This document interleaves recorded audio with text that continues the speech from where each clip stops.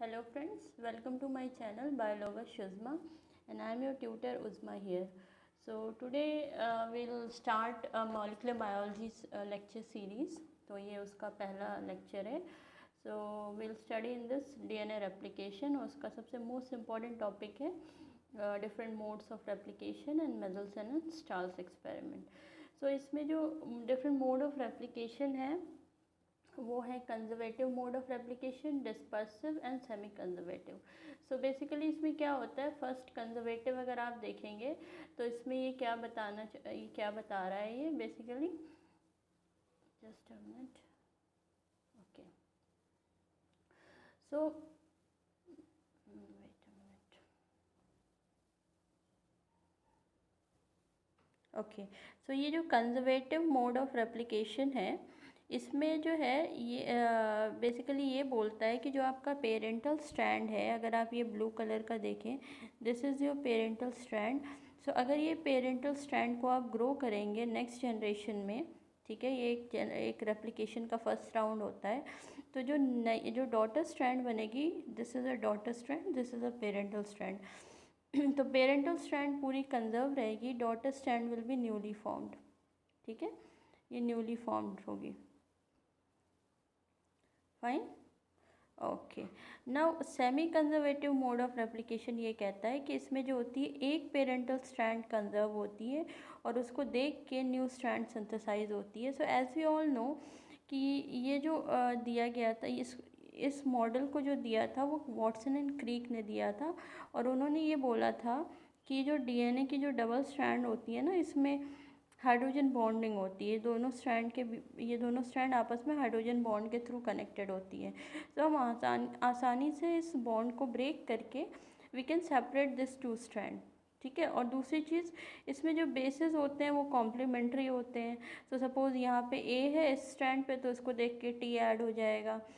सो यही चीज़ ये यहाँ बोल रहा है कि सेमी कंजर्वेटिव में क्या होता है, दोनों स्ट्रैंड सेपरेट होती हैं और उसको देख के एक नई स्ट्रैंड बनती है. तो जो डॉटर स्ट्रैंड होती है बेसिकली एक स्ट्रैंड होती है, जैसे ये वाली पेरेंटल है ब्लू कलर वाली और ये रेड कलर वाली डॉटर है.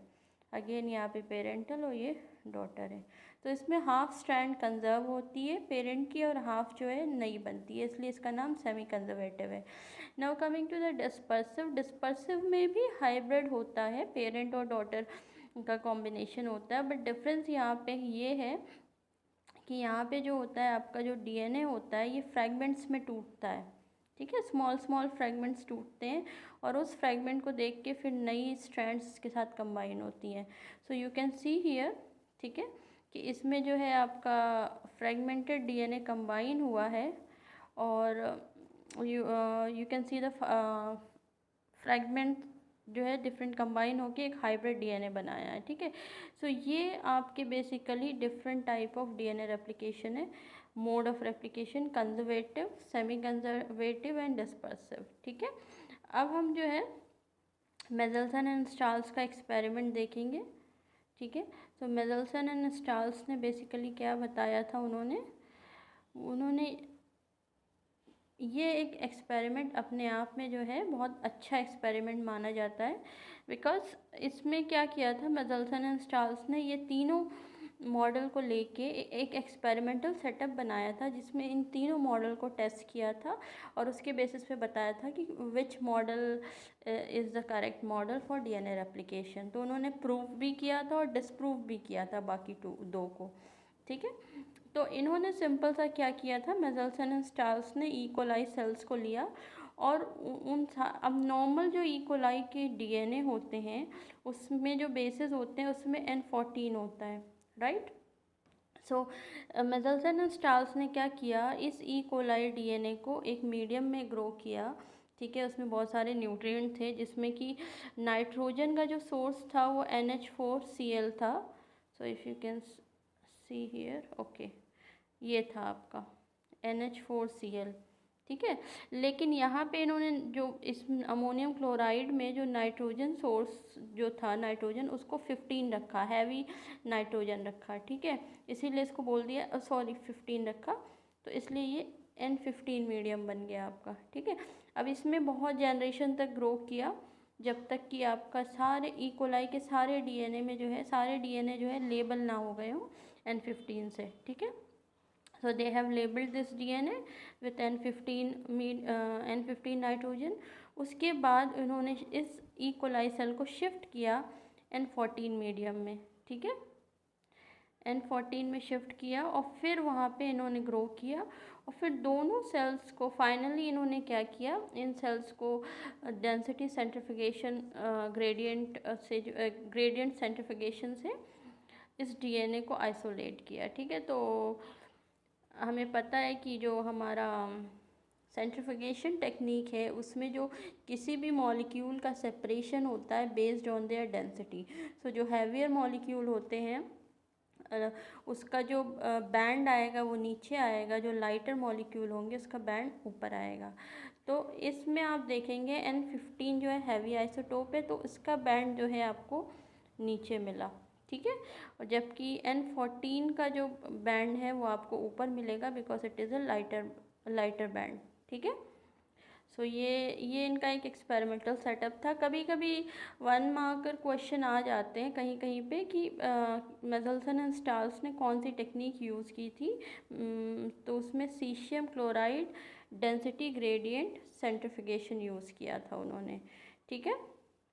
क्योंकि इससे पहले भी बहुत सारी टेक्निक की गई थी, लाइक ऑटो रेडियोग्राफी के थ्रू किया गया था जहाँ पे टैग किया जाता था थायमीन वगैरह को, ठीक है। तो वहाँ पे उन्होंने मॉडल टेलर एंड वुड ने किया था, जो वहाँ पे उन्होंने पी प्लांट को एज ए मॉडल यूज़ किया था, जबकि मेजल्सन एंड स्टार्ल्स ने ई कोलाई को as a model organism use किया है। ये इनका एक्सपेरिमेंटल सेटअप था। इन्होंने 2 राउंड ऑफ रेप्लिकेशन किया था। तो अब हम देखेंगे कि 2 राउंड ऑफ रेप्लिकेशन के बाद इनका फाइनल रिजल्ट क्या आया। अच्छा, first you have to understand कि हमारी अंडरस्टैंडिंग पर्पस के लिए हमने क्या किया है, जो लाइट स्ट्रैंड है उसको रेड कलर से डिनोट कर दिया है, और वो N14 की स्ट्रैंड होगी, LL से लिखते हैं। हैवी स्ट्रैंड को HH से किया है, उसको ब्लू कलर से डिनोट किया है, और N15 है। हाइब्रिड स्ट्रैंड या उसको इंटरमीडिएट स्ट्रैंड भी कहते हैं, तो उसे हम HL से डिनोट करते हैं, जिसमें N15 और N14 दोनों होता है, ठीक है। सो अब इन्होंने जो एक्सपेरिमेंट किया है, ठीक है, तो हम उसका आउटकम देखेंगे कि हमें क्या मिला। तो जब उन्होंने फर्स्ट राउंड ऑफ रेप्लिकेशन किया, मतलब जो ई कोलाई सेल थे जो 15 मीडियम में ग्रो किए थे,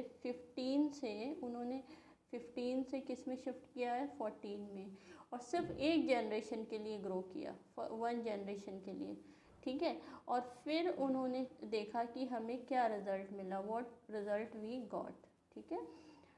सो उन्हें एक बैंड मिला, ठीक है, और बैंड था ये, ठीक है, हाइब्रिड बैंड बीच में मिला हमें, ठीक है।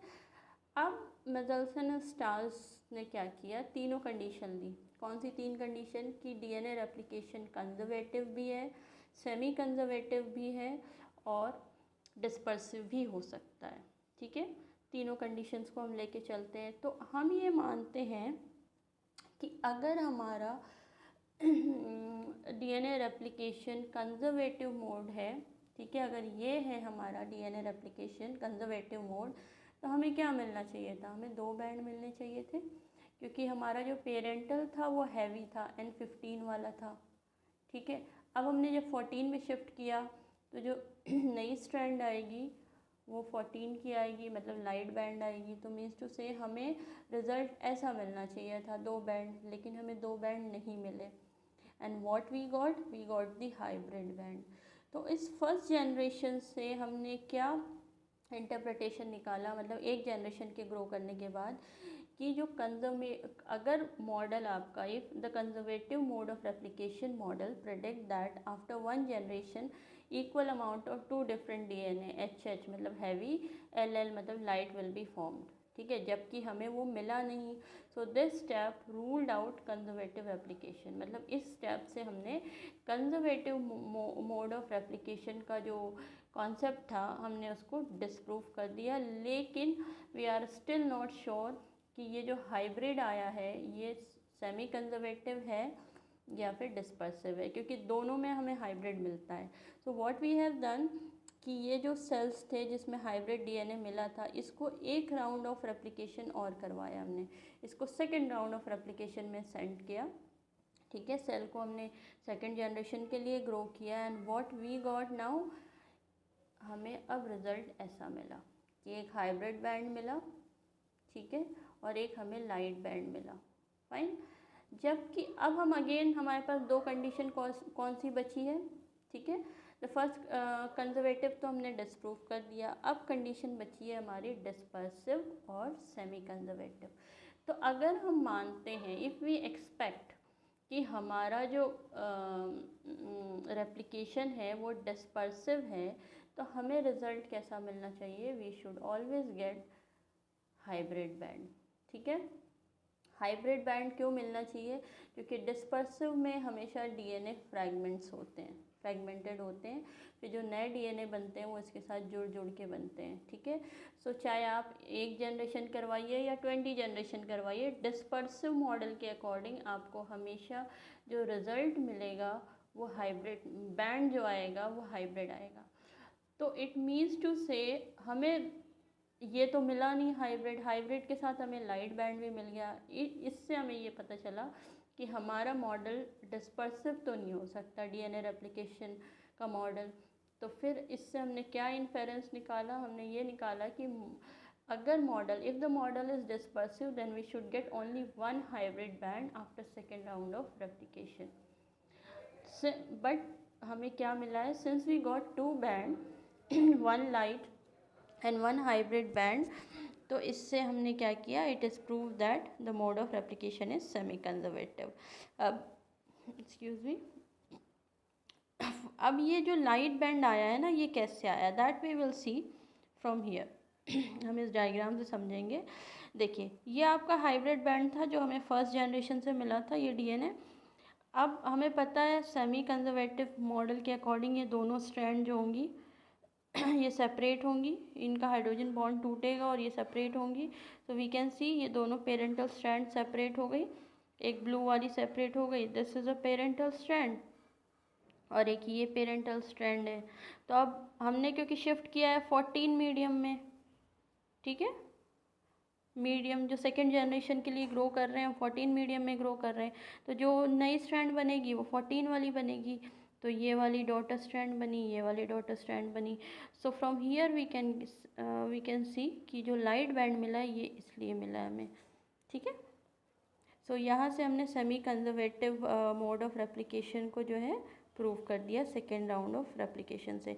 अब इस पूरे एक्सपेरिमेंट का जो क्रक्स है, ठीक है, व्हाट वी कैन से कि मोस्ट बस ये पॉइंट्स आपको अगर याद हैं तो आपका पूरा ये मेजल्स एंड स्टाल्स आपको समझ आ जाएगा। तो फर्स्ट पॉइंट आपका ये है कि first round of replication disproves conservative mode of replication. ठीक है, और जो आपका सेकेंड राउंड ऑफ रेप्लिकेशन क्या करता है, it disprove dispersive mode but prove semi conservative mode of replication. ठीक है, नेक्स्ट है आपका पॉइंट कि अब जो है आप third fourth round of replication जब आप करवाएंगे, मीन्स आफ्टर सेकेंड राउंड, अब आप कितने भी राउंड ऑफ रेप्लिकेशन करवाइए, you will see there is always a progressive depletion of the hybrid band. ठीक है, अब हाइब्रिड बैंड डिप्लीट होते जाएंगे, नॉट क्यों, क्योंकि हमने सिर्फ एक डीएनए लेके हम चले थे, तो हमेशा हमें हाइब्रिड जो है सिर्फ यही एक मिलेगा, चाहे 10 जनरेशन भी करवा लीजिए। लेकिन आपका जो लाइट बैंड का नंबर है ये इंक्रीज़ होता जाएगा, क्योंकि आप बार बार 14 मीडियम में ग्रो करवा रहे हैं। ठीक है, सो हाइब्रिड का नंबर डिप्लीट होता जाएगा, जबकि there is a corresponding increase in light band. ठीक है, अगर हम मॉडल को सेमी कंजर्वेटिव मानते हैं तो। ठीक है, now coming to fourth point कि आफ्टर थर्ड जनरेशन, मतलब अब थर्ड जनरेशन के बाद कोई भी जनरेशन आप करवाइए तो उसमें हमेशा याद रखिएगा, अगर आप कैलकुलेट करना चाहते हैं तो 25% हाइब्रिड होगा, रिमेनिंग 75% जो है आपका लाइट बैंड होगा। या रेशियो के फॉर्म में लेते हैं कि अगर हम समझते हैं 4 स्ट्रैंड डीएनए की है तो उसमें जो रेशियो आएगा वो 1:3 का आएगा, जिसमें 1 हमेशा हाइब्रिड और 3 लाइट बैंड होगी। ठीक है, नेक्स्ट है आपका, अब ये बड़ा इंपॉर्टेंट पॉइंट है, ये CSIR का क्वेश्चन भी था कि सपोज़ कीजिए अगर आपको 2 बैंड दिए हैं तो ठीक है, आप ये बता सकते हैं ये कंज़र्वेटिव है। अब अगर आपको दे दिया है कि जो है क्वेश्चन में कि हमें सिर्फ एक हाइब्रिड बैंड मिला, ठीक है, तो इससे आप कैसे बताओगे? इफ़ द एग्जामिनर आस्क कि हाइब्रिड बैंड है, so based on this tell us which type of replication is.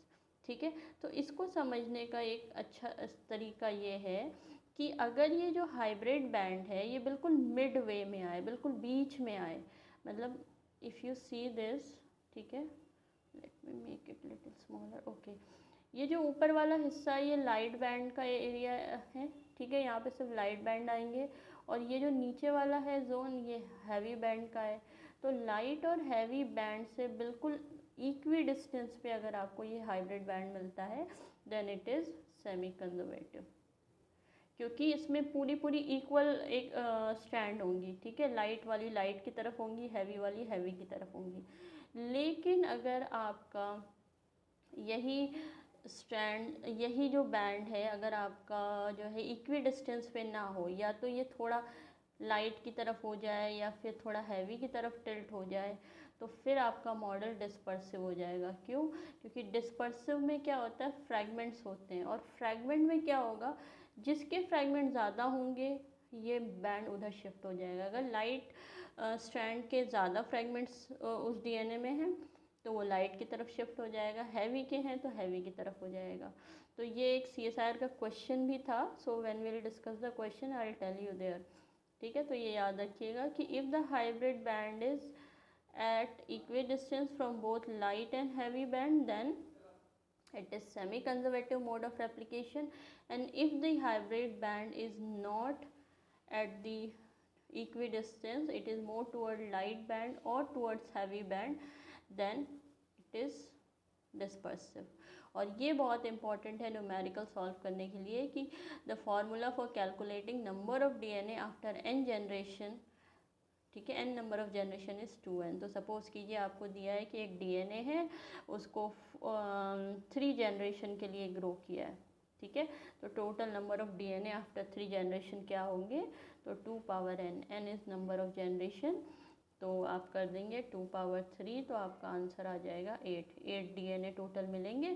फिर उसके बाद आगे वो क्वेश्चन पूछेगा कि आपके डीएनए को N14 से 15 मीडियम में शिफ्ट किया है या 15 to 14 में शिफ्ट किया है, तो टेल अस कि लाइट टू हैवी का कितना रेशियो होगा या फिर लाइट टू हाइब्रिड का क्या रेशियो होगा। ठीक है, सो ये सब हम नेक्स्ट वीडियो में डिस्कस करेंगे। सो आई होप इस वीडियो से आपको क्लियर हो गया होगा, and many students have requested about notes, so I thought I will bring in this PDF format. So hope आपको ये समझ आ रहा होगा और आप चाहें तो इससे नोट्स बना सकते हैं। So thank you so much. ठीक है, मिलते हैं नेक्स्ट वीडियो में। ठीक है।